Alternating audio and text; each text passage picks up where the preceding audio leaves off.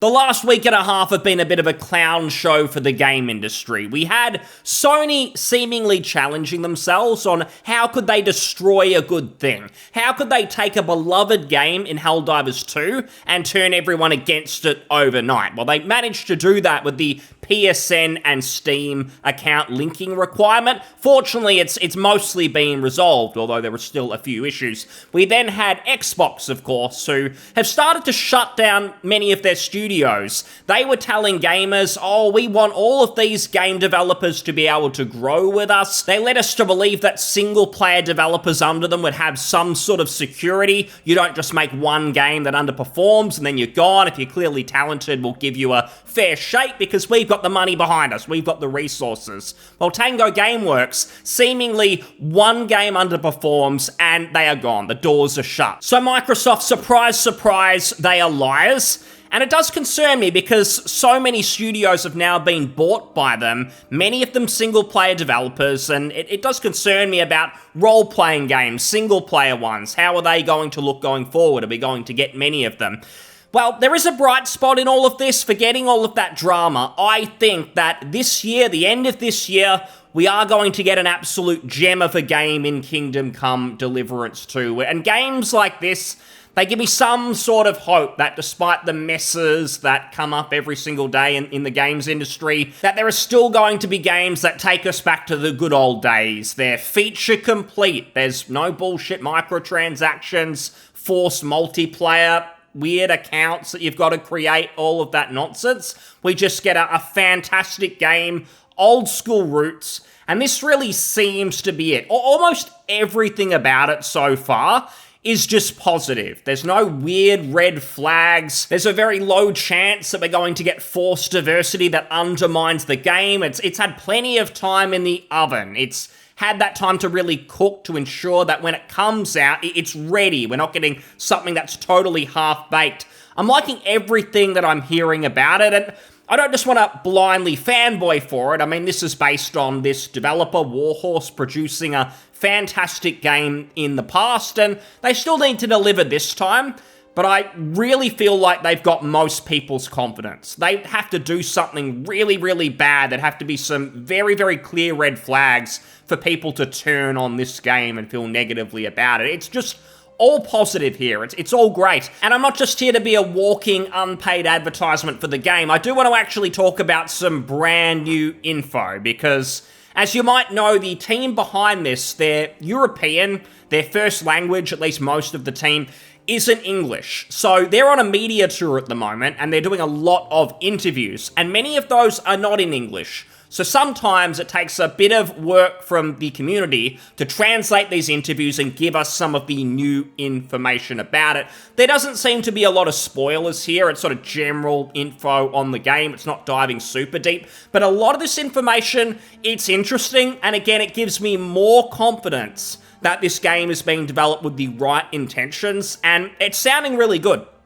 So this interview, someone has taken out the key important points, and we'll go through those now. So the game, it's completable at the moment from start to finish, and I really like that the marketing for this, the official announcements and so on, they seem to have started when the game is basically ready to go, and they're just doing bug squashing. That's the next point. Bug squashing is the main part of work to be done now. So it means that they're advertising it to us with the best of intentions. We've got the game, it's ready to go, we're just going to polish it up before we release it to you. And it means they're actually selling us on the game with a bit of integrity behind it. It's not like a Ponzi scheme like a lot of these games that we hear about, say Elder Scrolls 6, where they put a teaser out there to get people excited, get them positive about Bethesda, despite them having absolutely nothing in the tank. If we want to think of something really worse, Anthem years ago, where there's a trailer, gameplay as well. They presented as if they have gameplay, but all of that was lies. Anthem didn't really exist. Well, in Kingdom Come 2's case, you've literally got the full game, it's ready to go, it's playable. The developers,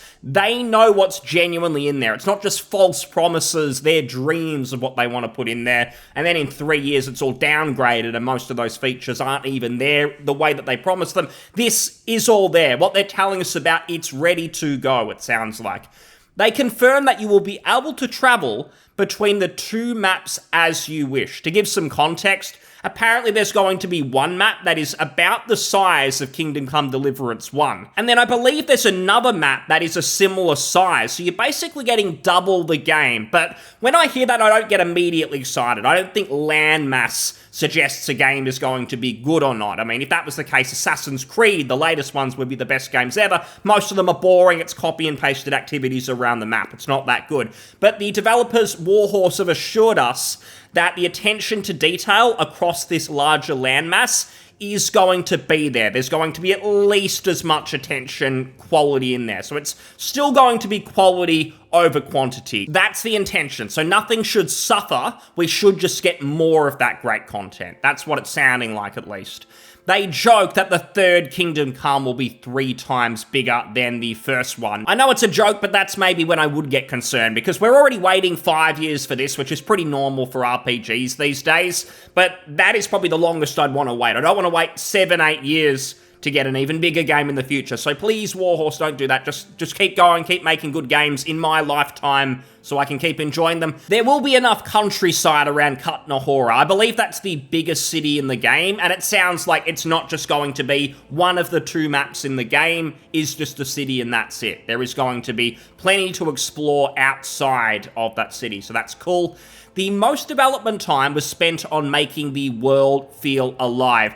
That's really great to hear, because way too many open world games, it feels like 90% of the detail is just in the art. So the art team does a great job making everything look realistic, the presentation's fantastic, but the content in that open world actually sucks. It's copy and pasted map markers. You think of Far Cry, Assassin's Creed. It's just these same lazy activities scattered around the map. I want something that resembles, say, the Gothic games from many years ago, where it just really felt like every nook and cranny had content, unique content in it, whether it was interesting enemies, whether it was items to pick up that felt useful, quests that take you around the map, but in a smart way. They feel handcrafted, not like little activities, you're checking off things, an amusement park kind of deal.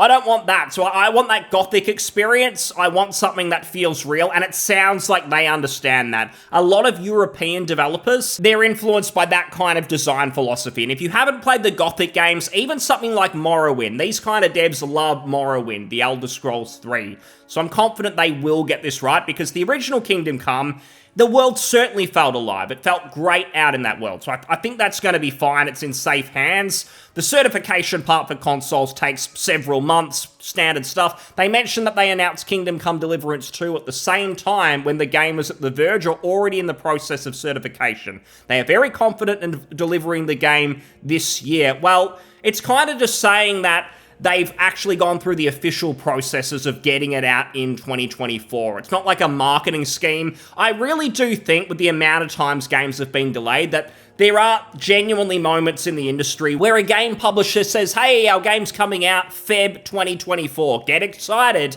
And then it very predictably gets delayed till the end of the year, Christmas or something like that. I think of like GTA, Red Dead Redemption, all of Rockstar's titles, a delay seems inevitable. So whether that's just part and parcel of the development, or it's some sort of marketing scheme, so there's always interest and they sort of build up that release hype more than once. It seems like that occasionally goes on, but they're talking about actually doing what's needed behind the scenes. So it coming this year, it seems like it's happening. It's probably not going to get delayed. Part of the deal of Warhorse acquisition by THQ was that they have to make a sequel.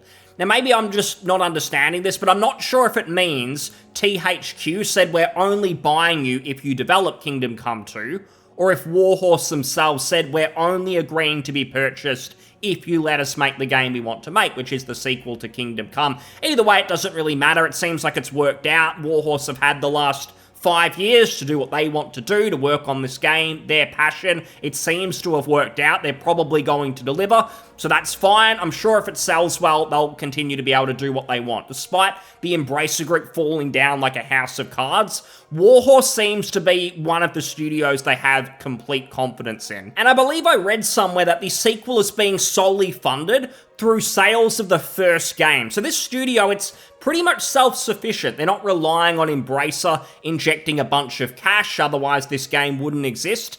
they're basically just doing it on their own. They made a great first game, it sold well, now they're making the game they really want to make. They can make it the best it can be. Kind of like Larian, where Divinity Original Sin 2 sold so well, that kind of enabled them to do anything they wanted with Baldur's Gate 3. So it's a great thing. It shows that great RPGs, it's a business model that can work if you make great products.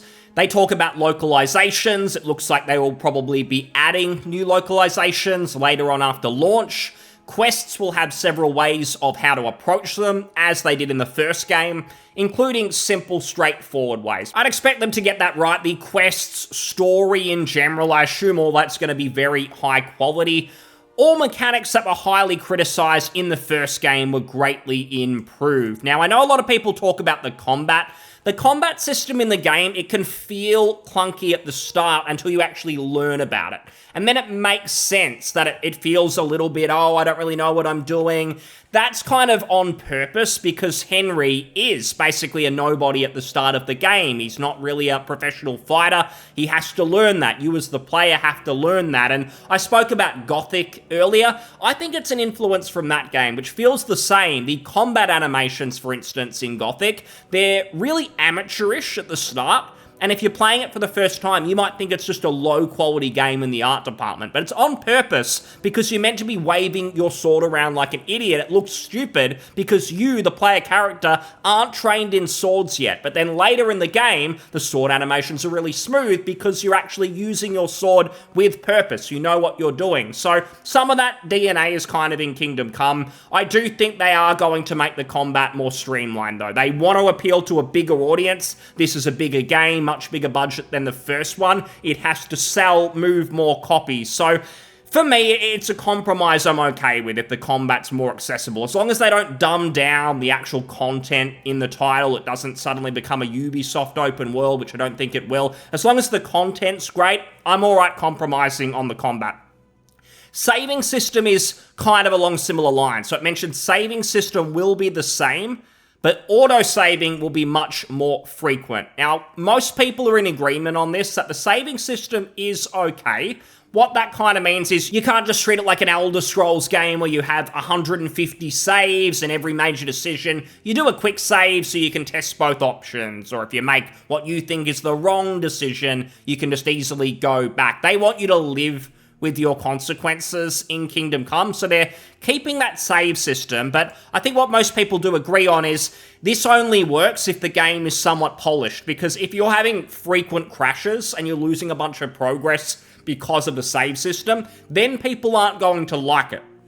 They do mention the auto-saving, and that should solve a lot of those issues, so if you are constantly just getting an automatic save, even if the game crashes, you don't lose a lot of progress, then people might be a little bit more okay with it. But you can't have situations where people lose a bunch of progress. But I'm alright with the philosophy, the idea of living with your choices. Many people can't help themselves. Some people would say give everyone a choice of quick saving or not, but sometimes it's difficult. If the game just says, here's how we want it to work, here's how we want you to play, we think this will give you the best experience, I'm fine with that as long as they get it right. They say that the freedom of development was absolute, no involvement by THQ, and I think that supports the idea that Warhorse are one of the studios they have complete confidence in. They're one of their most prestigious studios. They trust them. They've already produced a great game in Kingdom Come 1, so it's kind of been hands off. They've been left to do their thing. The only concern, I guess, is what happens if the game is great, but it doesn't move as many copies as everyone is hoping. If it doesn't reach 5, maybe even 10 plus million copies,